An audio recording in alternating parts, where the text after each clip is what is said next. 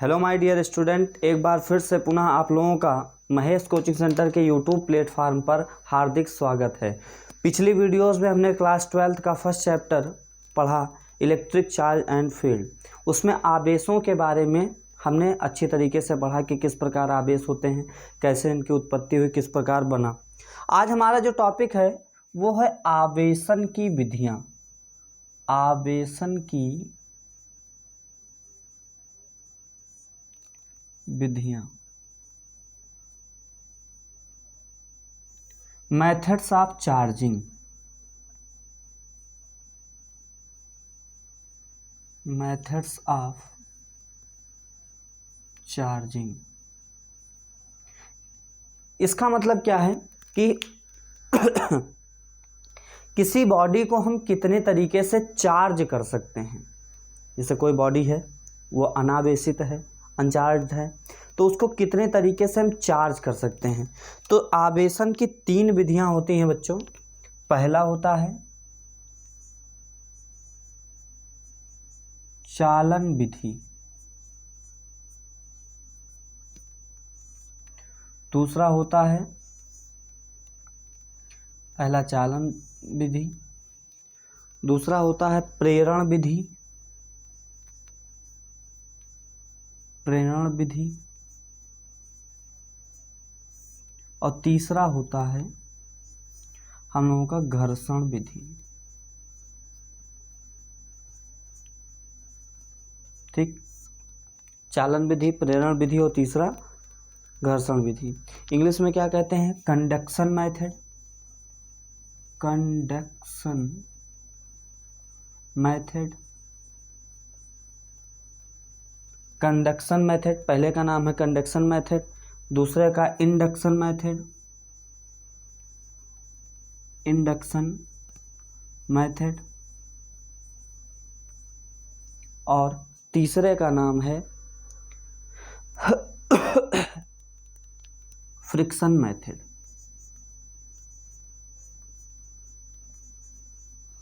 तो 3 प्रकार से हम किसी बॉडी को चार्ज कर सकते हैं।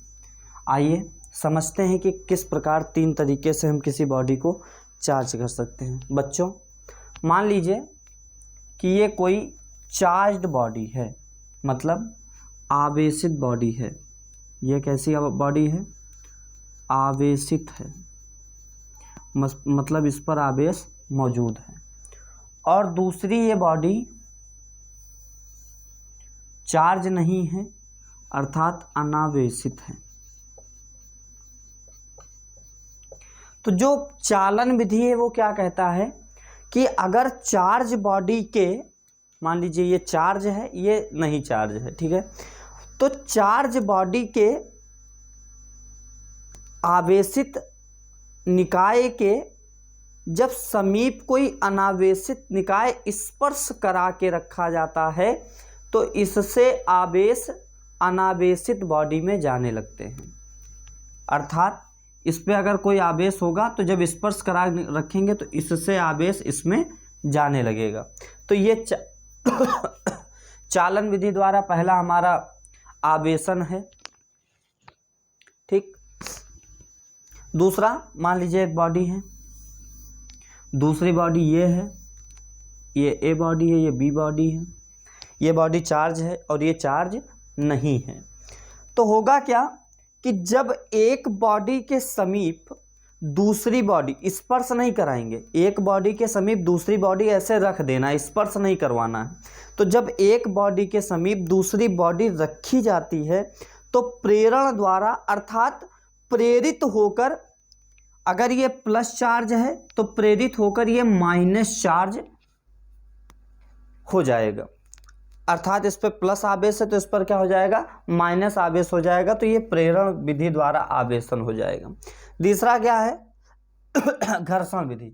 मान लीजिए एक बॉडी ये है, एक बॉडी ये है, ये बॉडी ए है, चार्ज है, ये बॉडी बी है जो चार्ज नहीं है।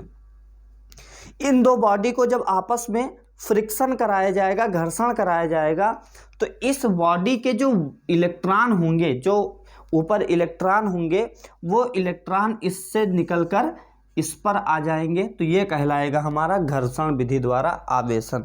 तो बॉडी चार्ज करने की 3 मेथड होते हैं, कंडक्शन मेथड, इंडक्शन मेथड और फ्रिक्शन मेथड।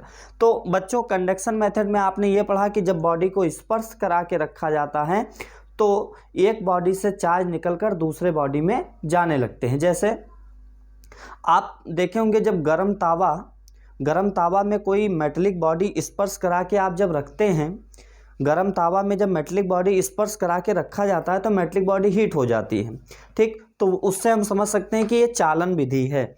दूसरा आपने देखा होगा कि जब कोई तावा गर्म होता है उसके पास कोई मेटेलिक बॉडी टच नहीं कराई जाती है और दूर ही रखी जाती है, फिर भी वो चार्ज हो जाती है, तो इस विधि से समझ सकते हैं प्रेरण विधि। और दूसरा मेथड ये है बच्चों कि आपने देखा होगा कि स्केल को जब हेयर से फ्रिक्शन कराया जाता है, घर्षण कराया जाता है, तो ये छोटे छोटे पेपर के टुकड़ों को अपनी ओर आकर्षित कर लेता है, तो इससे हम समझ सकते हैं कि ये क्या हो जाता है, घर्षण विधि हो जाती है। अब इसके बाद बच्चों जो मोस्ट इम्पॉर्टेंट टॉपिक है आपका, ये तो मैं समझाने के लिए बता दिया हूँ, जो इसके बाद मोस्ट इम्पॉर्टेंट टॉपिक है वो है कूलाम का स्थिर विद्युत बल का नियम, ठीक। कूलाम का स्थिर विद्युत बल का नियम, तो उसके अंतर्गत क्या होता है पूरी जानकारी हम आपको देंगे। उससे पहले एक ही निवेदन है आपसे कि चैनल अभी तक अगर आपने लाइक नहीं किया है, सब्सक्राइब नहीं किया है तो सब्सक्राइब कर दें, बेल आइकन पर क्लिक कर दें। तो अब हम लोग पढ़ेंगे कूलाम का स्थिर विद्युत बल का नियम। हेडिंग सभी बच्चे डालेंगे, कूलाम का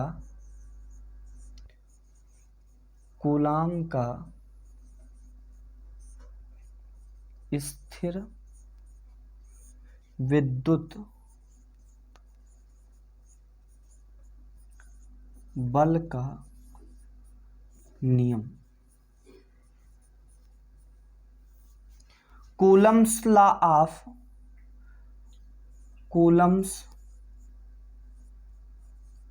ऑफ इलेक्ट्रोस्टैटिक फोर्स।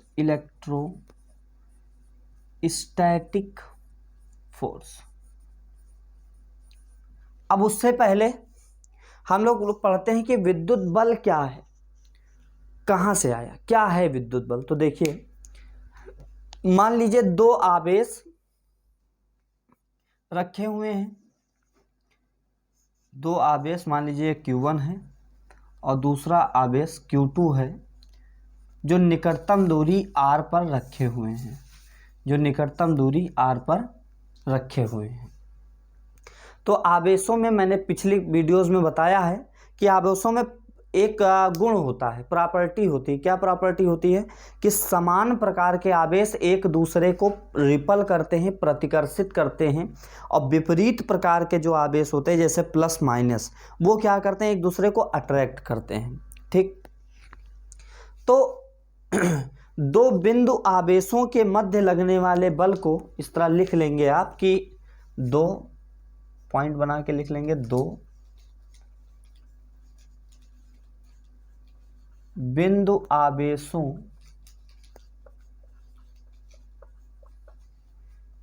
के बीच लगने वाले आकर्षण अथवा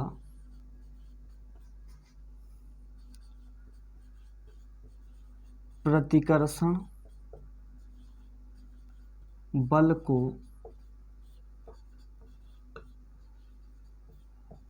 विद्युत बल कहते हैं, ठीक। मतलब 2 आवेशों के मध्य लगने वाले 2 बिंदु आवेशों के मध्य लगने वाले आकर्षण प्रतिकर्षण बल को क्या कहते हैं, विद्युत बल कहते हैं, ठीक बच्चों। अब बात करें कि इस विद्युत बल के संदर्भ में कूलाम ने क्या नियम दिया। तो कूलाम महोदय कहते हैं कि अगर स्थित विद्युत बल मान लीजिए F है और आवेश Q1 Q2 है जो स्मॉल r दूरी पर रखा हुआ है, तो कूलाम महोदय कहते हैं कि 2 आवेशों के मध्य लगने वाला बल, समझ गए ना आप, आकर्षण अथवा प्रतिकर्षण बल, 2 आवेशों के दो आवेशों के मध्य लगने वाला विद्युत बल आवेशों के परिमाण, बच्चों परिमाण क्या होगा, जैसे मान लीजिए आपने 4 कूलाम का आवेश ले लिया, ये 3 कूलाम का आवेश ले लिया, तो ये जो 4 और 3 है ये आवेश का परिमाण होता है। तो दो बिंदु आवेशों के मध्य लगने वाला बल आवेशों के परिमाण के गुणनफल के समानुपाती होता है। अर्थात अगर परिमाण बढ़ा दोगे तो बच्चों जाहिर सी बात है उनके बीच में जो फोर्स कार्य कर रहा है, अट्रैक्शन हो या रिपल्सन फोर्स हो, जो बल कार्य कर रहा है वो बल भी बढ़ जाएगा। ठीक, तो उनके मध्य कार्य करने वाला जो बल होगा वो आवेश के परिमाण पर निर्भर करेगा। किस प्रकार निर्भर करेगा, अगर आप परिमाण बढ़ा देते हैं तो बल का मान भी बढ़ जाएगा, और बीच की दूरी के व्युत्क्रमानुपाती होता है, वर्ग के व्युत्क्रमानुपाती होता है। मतलब मान लो बच्चों दो आवेश, मान लेते हैं ये दो चुंबक है, चुंबक से समझते हैं, ठीक है।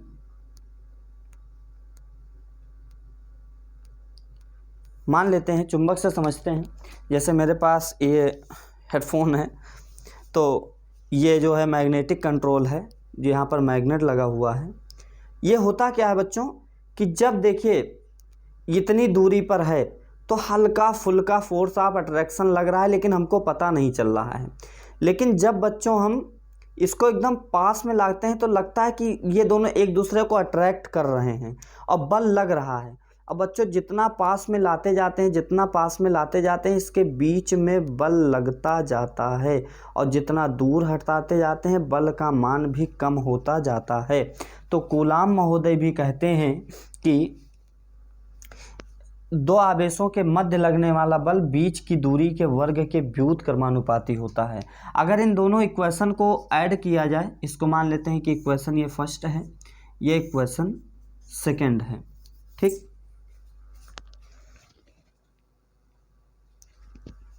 तो from equation first and second, equation first और दूसरा क्या होगा अगर दोनों को जोड़ देंगे, तो F proportional Q1 Q2 upon R square, ठीक।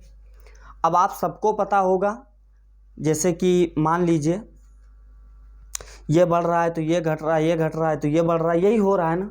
तो इन दोनों को बराबर करेंगे तो एक नियतांक हमको जोड़ना पड़ेगा। तो यहाँ पर एक नियतांक जोड़ दिए 1/4 pi epsilon not into Q1 Q2 upon R square. और बच्चों यही कूलाम का नियम है, ठीक। अब यहाँ पर जो टर्मोलॉजी है वो ये है कि 1/4 पाई एप्सिलॉन नॉट एक नियतांक है, नियतांक है मतलब नियत अंक है, तो इसका मान भी होगा। तो बच्चों इसकी वैल्यू होती है 9 × 10⁹ होती है। मात्रक की बात करें तो न्यूटन मीटर स्क्वायर प्रति कूलाम स्क्वायर, ठीक। अब इस पर एक न्यूमेरिकल सॉल्व करते हैं। तो न्यूमेरिकल है, जैसे मान लेते हैं कि दो बिंदु आवेश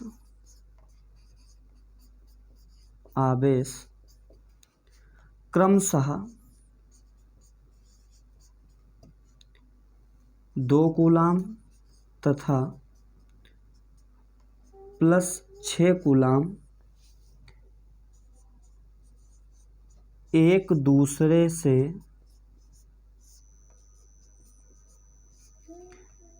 3 मीटर की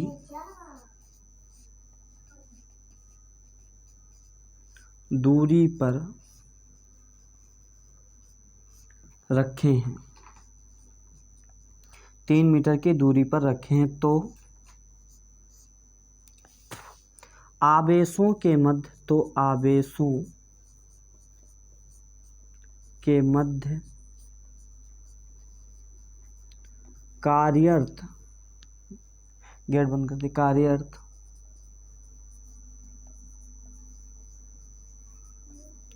विद्युत बल की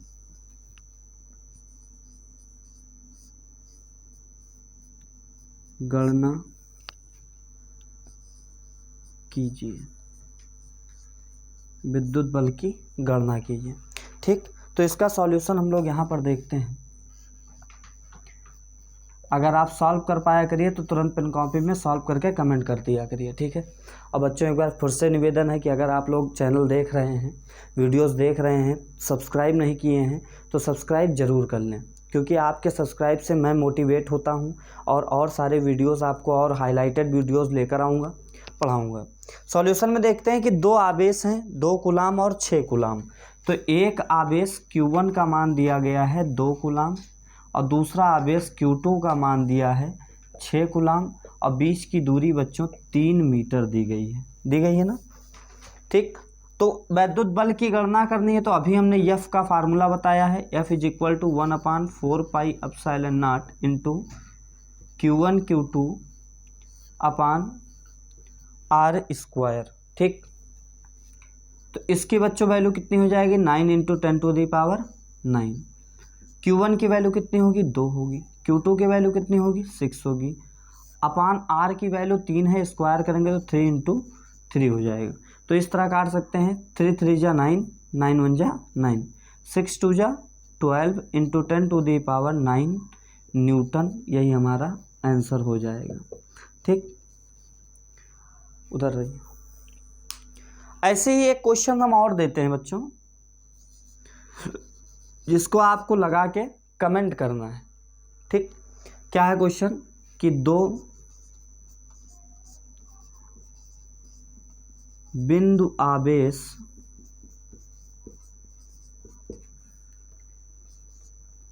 तीन कूलाम तथा 1.2 कूलाम हैं। 2 बिंदु आवेश 3 कूलाम तथा 1.2 कूलाम हैं, जिनकी मध्य दूरी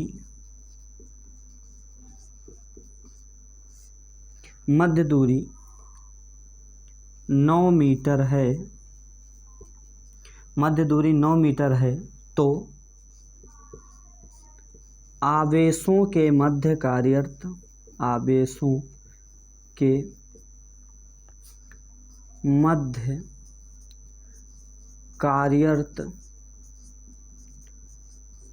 विद्युत बल की गणना कीजिए। विद्युत बल की गणना कीजिए।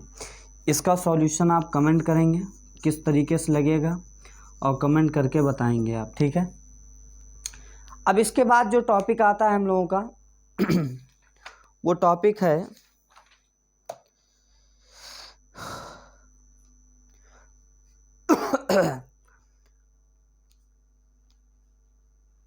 आपेक्षित विद्युतशीलता या परावैद्युतांक। ठीक, तो उससे पहले बच्चों हम लोगों का एक जो मेन टॉपिक जो छूट रहा है उसको हम पढ़ेंगे, आप इसको लगा के कमेंट करेंगे।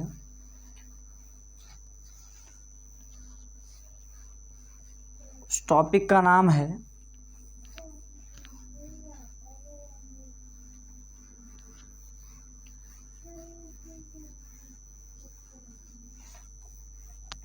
आवेशों का सतत वितरण। ठीक,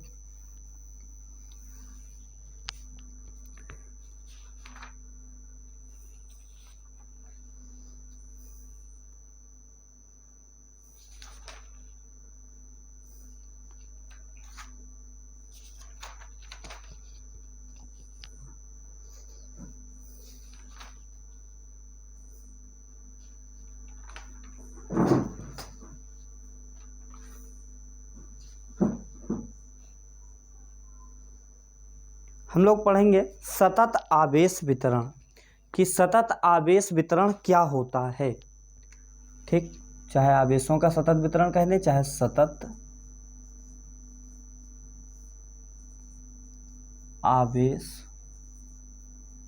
वितरण की बात करें। प्रूविंग में बच्चों ये बहुत अहम रोल रखता है, प्रूविंग में भी रखता है और 1-2 नंबर में इससे क्वेश्चंस भी बोर्ड में पेपर में पुटअप हो जाते हैं। ठीक है, जिसकी इंग्लिश होती है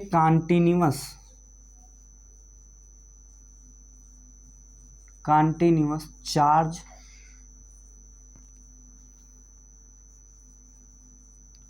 डिस्ट्रीब्यूशन, कंटीन्यूअस चार्ज डिस्ट्रीब्यूशन। ये क्या कहना चाह रहा है, इसका मतलब क्या है भाई? सतत मतलब कंटीन्यूअस होता है, ये तो पता है, कंटीन्यूअस, कंटिन्यू मतलब एक के बाद एक करके एक करके एक। लेकिन आवेशों का क्या संबंध है सतत से, तो इसको जरा समझिएगा बच्चों। जैसे मान लीजिए ये हमारा मार्कर है, इसको लेते हैं, और मार्कर के ऊपर यदि हम स्लोली पानी डालेंगे तो मार्कर के बाह्य पृष्ठ पर ही, आंतरिक पृष्ठ पर जाएगा ना, अगर ऊपर बंद है तो आंतरिक अंदर तो जाएगा नहीं, ऊपर ही तो जाएगा। ठीक, मान लीजिए हम इस मार्कर के ऊपर से पानी डाल रहे हैं, तो पानी इसके बाह्य पृष्ठ से होता हुआ नीचे जाएगा और समान रूप से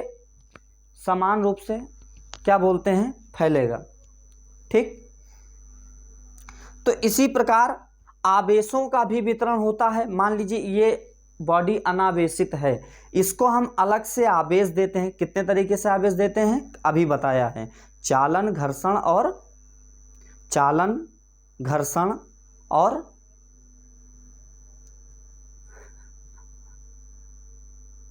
प्रेरण द्वारा। ठीक है, चालन, घर्षण और प्रेरण द्वारा। तो मान लीजिए किसी भी तरीके से इसको आवेश दिया गया है, तो आवेश इसकी सतह पर समान रूप से फैलेगा, और इसे ही कहते हैं समान रूप से, आवेशों का समान रूप से फैलना ही कहलाता है सतत आवेश वितरण। अगर जो है किताबी भाषा में इसका डिफिनीशन लिखा जाए तो ये कहेंगे ऐसा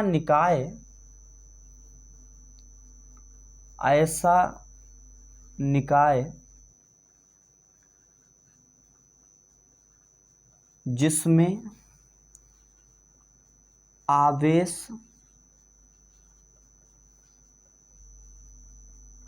पास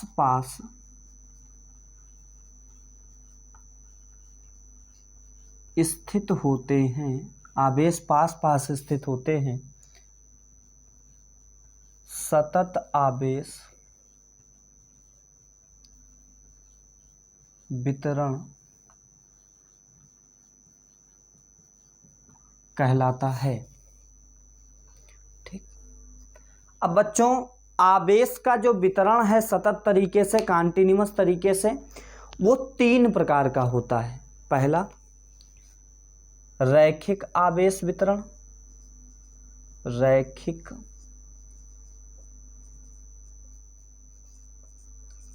आवेश वितरण,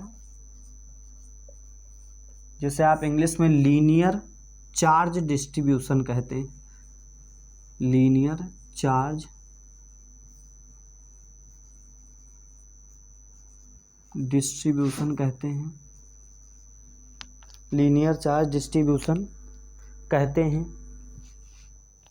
दूसरा होता है पृष्ठ आवेश वितरण, जिसे आप एरिया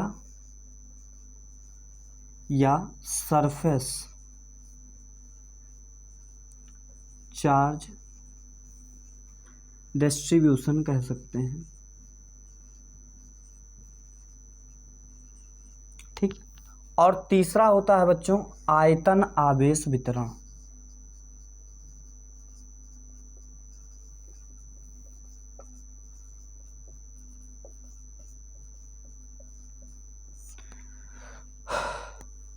जिसे वॉल्यूम चार्ज डिस्ट्रीब्यूशन कहते हैं, वॉल्यूम चार्ज डिस्ट्रीब्यूशन कहते हैं। ठीक, इसको समझना इम्पॉर्टेंट है, और इनमें वैसे प्रूविंग में भी आगे हम लोगों के लिए उपयोगी है।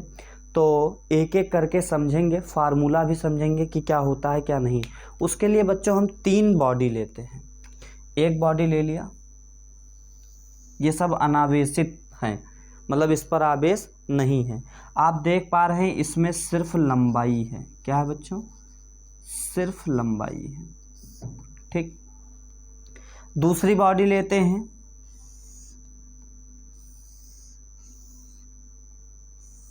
आप देख पा रहे हैं इसमें लंबाई भी है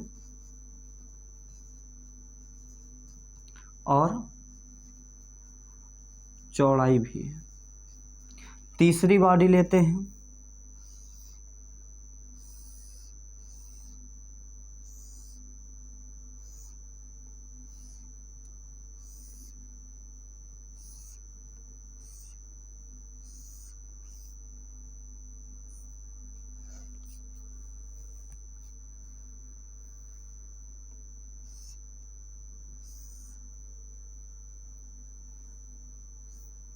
ठीक, जिसमें लंबाई भी है, चौड़ाई भी है और ऊंचाई भी है। यह है लंबाई,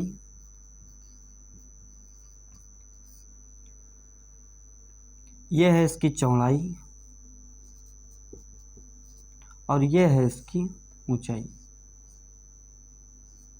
ठीक, यह है इसकी ऊंचाई। तीन बॉडी लिए हैं जिसमें लंबाई है, दूसरे में लंबाई और चौड़ाई है। मान लेते हैं कि ये बॉडी ए है, ये बॉडी बी है और ये बॉडी सी है। अब जरा समझते हैं, अगर हम इस पर आवेश देंगे किसी तरीके से, तीनों विधि, चालन, प्रेरण और घर्षण, तीनों विधि में से किसी भी विधि द्वारा अगर मान लीजिए हम इसको आवेश देते हैं तो आवेश कहाँ जाएगा? इसकी लंबाई में जाएगा, इसकी लंबाई में जाएगा। ठीक, और लंबाई में गया अर्थात इसको कह सकते हैं एक रेखा में आवेश का वितरण हो रहा है, फैलाव हो रहा है। तो यहीं पर एक बात निकल के आ जाती है बच्चों, रैखिक आवेश घनत्व। ये बहुत इंपॉर्टेंट है, याद रखिएगा, रैखिक आवेश घनत्व। तो जब आवेश का वितरण रैखिक होता है तो उसे रैखिक आवेश वितरण कहते हैं। वहीं से एक टर्म निकल के आता है रैखिक आवेश घनत्व, जिसको आप लोग लैम्डा से लिखते हैं। ठीक, फार्मूला होता है dQ/dL, dQ/dL। इसका मतलब क्या है कि एकांक लंबाई में, मतलब लंबाई आपने सेंटीमीटर में, मीटर में, किलोमीटर में, जिसमें भी ली है, तो एकांक लंबाई में उपस्थित आवेश की मात्रा को रैखिक आवेश घनत्व कहते हैं। एकांक लंबाई में उपस्थित आवेश की मात्रा को रैखिक आवेश घनत्व कहते हैं। बच्चों ये प्रूविंग में अभी आगे आएगा, मैं प्रूविंग करवाऊंगा। मात्रक की बात करें तो देखिए, ये आवेश का मात्रक कूलाम होता है और लंबाई का मात्रक मीटर, कूलाम प्रति मीटर। बी वाले में आते हैं, बी क्या है? लंबाई भी है, चौड़ाई भी है। अगर हम आवेश इसको देंगे तो आवेश इसके लंबाई में भी जाएगा और चौड़ाई में भी जाएगा। तो आवेश का ऐसा वितरण जो पृष्ठीय हो, क्षेत्रफलीय हो, अर्थात आवेश का वितरण लंबाई में भी हो रहा हो, चौड़ाई में, समान रूप से लंबाई में भी हो रहा हो, समान रूप से चौड़ाई में भी हो रहा हो, तो ऐसे आवेश वितरण को पृष्ठ आवेश वितरण कहते हैं। यहीं पर एक टॉपिक निकल के आता है पृष्ठ आवेश घनत्व। पृष्ठ आवेश घनत्व, तो बच्चों ये क्या है? तो एकांक पृष्ठ में या एकांक क्षेत्रफल में उपस्थित आवेश की मात्रा को पृष्ठ आवेश घनत्व कहते हैं।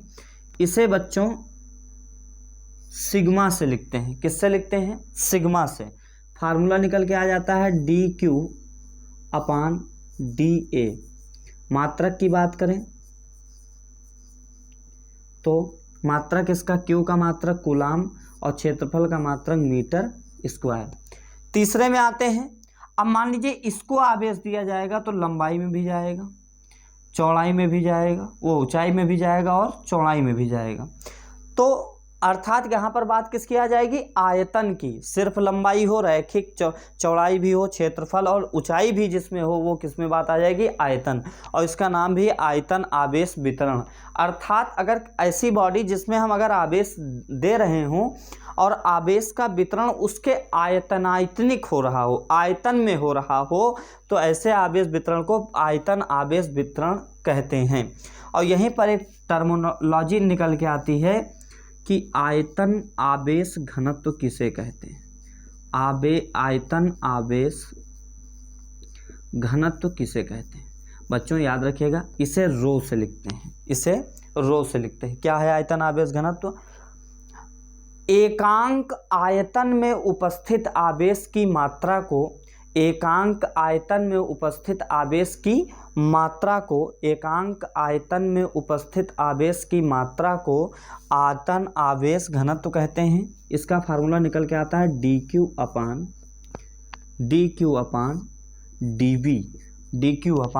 dv। v क्या है? वॉल्यूम। q क्या है? आवेश की मात्रा। ठीक, मात्रक की बात करें तो मात्रक, अब आप लोग इसका मात्रक कमेंट करके बताएंगे कि इसका मात्रक क्या होगा।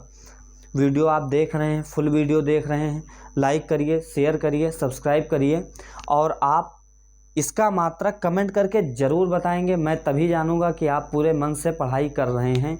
Thank you so much. Mahesh coaching centre की तरफ से आप लोगों को बहुत ढेर सारा आशीर्वाद, प्यार।